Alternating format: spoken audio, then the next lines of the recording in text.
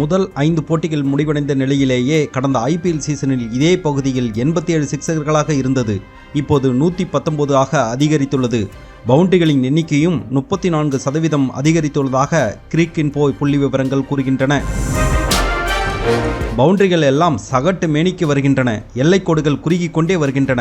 இப்படியே போனால் பவுலர் வீசும்போது பேட்டர் வெறும் வாயா ஊதினால் பந்து பவுண்டரியோ சிக்ஸரோ சென்றாலும் செல்லும்.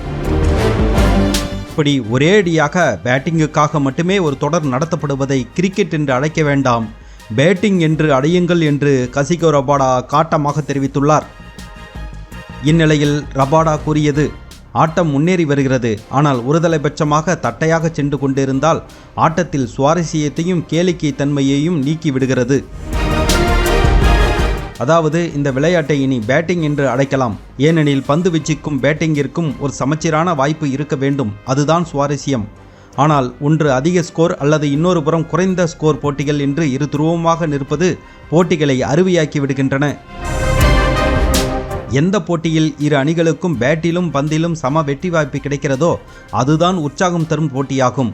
அதாவது விக்கெட்டுகள் விழ வேண்டும். அப்போதுதான் பேட்டர்கள் தங்களின் பேட்டிங்கை வடிவமைத்து எப்படி ஆடுவது என்பதை சிந்திக்க செய்ய வேண்டும் என்று மிகச் சரியான பார்வையுடன் ரபாடா புலம்பியுள்ளார்.